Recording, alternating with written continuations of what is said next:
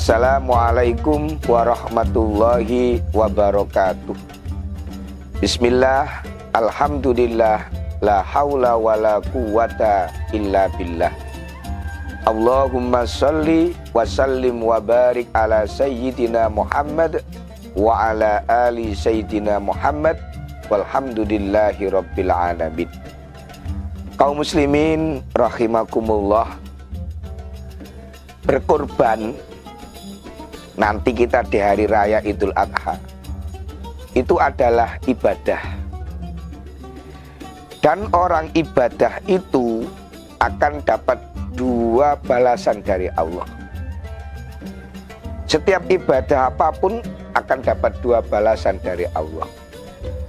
Balasan yang pertama, nanti kita akan diberi Allah balasan di akhirat, di surganya Allah, di alam barzahnya Allah.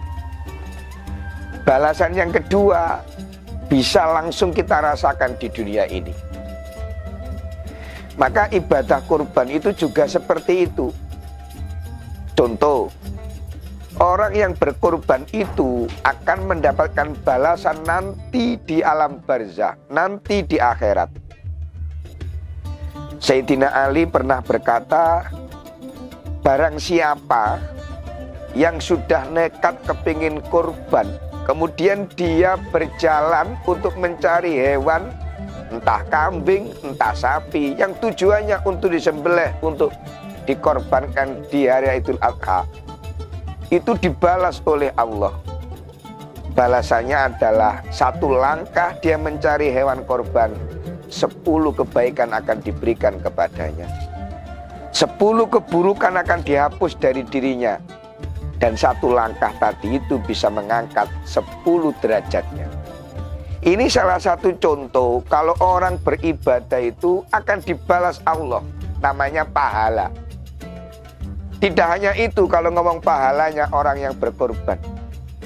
Orang yang berkorban itu ketika kambingnya disembelih atau korbannya ini disembelih, darah yang netes dari kambing atau kurban ini yang disembelih, itu darahnya itu diganti oleh Allah, oleh malaikat. Diganti Allah malaikat, 10 malaikat, bukan 1, 10 malaikat. Jadi sak tetes darah itu diganti oleh Allah malaikat, yang malaikat tadi itu ditugasi Allah untuk mendoakan yang korban ini diampuni dosanya sampai nanti hari kiamat. Subhanallah. Itu pahala orang yang mau berkorban. Wonten malih setunggal nabi namanya Nabi Daud niku matur, ya Allah, orang yang berkorban nanti umatnya Nabi Muhammad itu dibalas apa oleh Allah? Jawaban oleh Allah, aku memberi pahala kepadanya setiap bulu. Saya bayang loh, bulu kambing yang beribu-ribu itu gak bisa dihitung. Setiap satu bulu hewan kurban itu diberi Allah pahala 10 kebaikan. Satu bulu menghabiskan 10 kejelekan. Satu bulu mengangkat 10 derajat orang yang berkorban. Ini saya mengutarakan semacam ini, orang ibadah itu akan diberi oleh Allah pahala. Dan ini bisa kita rasakan nanti ketika kita sudah meninggal dunia. Ketika kita habis bangun dari alam barzah, ketika kita bangun dari alam kubur, kata Rasulullah Shallallahu Alaihi Wasallam, "Idza khusiral mu'minuna fi min kuburihim yaqulullahu ta'ala." Ketika manusia dibangunkan dari alam barzah menuju yaumul maksar, pada waktu itu Allah dawuh, ya malaikati la tumsu ibadi rojilina. Umat-umatku sing biasa kurban itu ojo oleh melaku, kongkon numpai kendaraan kurbannya. Kendaraan kurbannya itu dirubah oleh Allah menjadi kendaraan yang istimewa nanti ketika di alam akhirat. Ini menunjukkan jangan khawatir, orang yang berkorban itu akan diberi Allah balasan nanti di akhirat. Allah tidak akan ingkar dengan janjinya. Kemudian yang kedua, orang yang berkorban itu akan langsung dapat balasan Allah di dunia. Ini namanya hikmah. Hikmah itu apa Mbak Bolong? Bati. Hikmah itu apa? Pahala yang Allah berikan langsung di dunia. Kalau tadi yang pertama kan nanti di alam barzakh, nanti di akhirat. Kalau ini langsung kontan di dunia. Orang yang mau berkorban, orang yang mau takarrub ilallah, mendekatkan diri kepada Allah dengan berkorban, itu nggak usah nunggu nanti di alam barzakh, nggak usah nanti nunggu di akhirat. Di dunia, kalau dia berkorbannya diterima oleh Allah, pasti akan dibalas pahala oleh Allah. Contohnya siapa? Contohnya adalah Nabiullah Ibrahim alaihi salam. Nabiullah Ibrahim alaihi salam itu kita buat contoh yang nyata dan tidak bisa kita pungkiri kebenaran daripada kisah Nabi Ibrahim.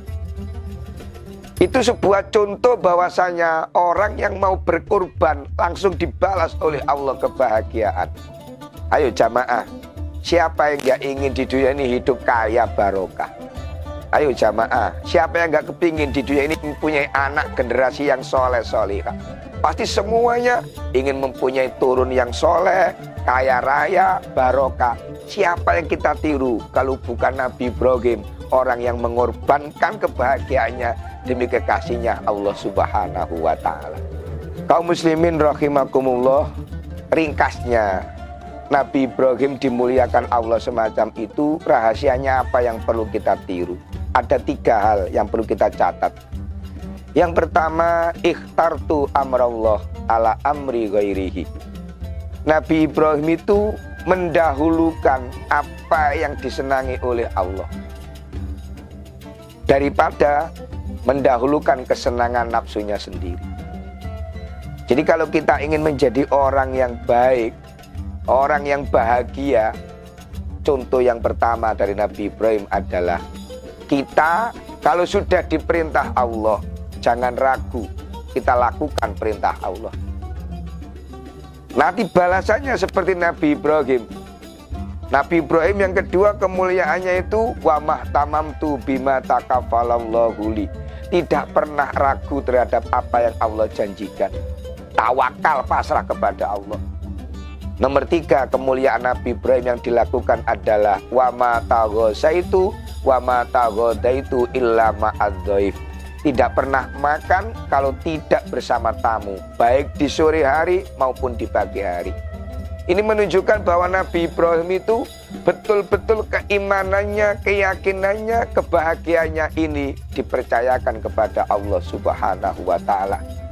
Tidak orang yang materialistis, tidak orang yang mendewa-dewakan harta, tapi inti kebahagiaannya adalah ridho daripada Allah. Buktinya ketika Nabi Ibrahim diberi Allah putra Ismail, disuruh untuk dikorbankan, Nabi Ibrahim mengorbankan putranya. Apa yang terjadi? Allah membalas Nabi Ibrahim. Ternyata yang disembelih oleh Nabi Ibrahim bukan putranya, tapi yang disembelih adalah kambing yang Allah berikan ganti kepada putranya. Akhirnya Nabi Ibrahim kehidupannya ditiru oleh kita semua sampai sekarang. Ini adalah bukti orang yang percaya kepada Allah, taat kepada Allah, orang yang semacam itu akan dimuliakan Allah dunia akhirat. Maka di hari raya Idul Kurban nanti kita berharap bisa berkurban. Kita lihat di televisi ada seorang nenek yang penghasilannya sangat sedikit. Kemudian nenek ini nabung sedikit demi sedikit. Ternyata di akhir tahun, di bulan Dzulhijjah, dia menitipkan uangnya pada kiainya untuk disuruh untuk membelikan kambing untuk berkorban. Padahal rumahnya reok, padahal melarat. Tapi mengapa kok mau berkorban? Jawabannya nenek ketika ditanya oleh ustadznya, "Nek, kok mau berkorban ada apa?" Jawaban nenek, "Untuk sangu nanti, untuk bekal saya nanti, ketika saya nanti menghadap Allah atau hidup di akhirat." Ini menunjukkan bahwasanya apa? Bahwasanya orang yang dicintai Allah, orang yang dikehendaki Allah baik itu untuk berkorban itu tidak hanya orang yang kaya. Orang miskin pun diberi Allah kemampuan ketika hatinya ini kepada Allah percaya dan cinta. Akhirnya tiap tahun nenek ini bisa berkorban.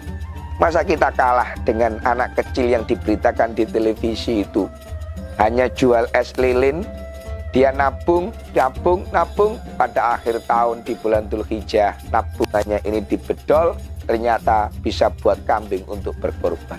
Ini contoh kehidupan kita, ini contoh daripada apa yang kita lihat.